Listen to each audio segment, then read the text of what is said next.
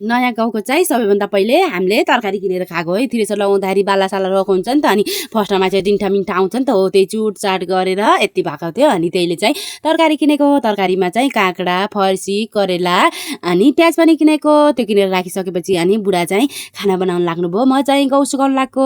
गहुँ काटिसक्यो नि त, अब काम चाहिँ यसै सुकाइ पकाइ गर्ने थन्काउने काम त हो है। हजुरहरूकोतिर गहुँ काटिसक्नुभयो त? कोही कोही त काट्दै पनि हुनु होला है, कोहीले चाहिँ थन्काइ पनि सक्नुभएको होला।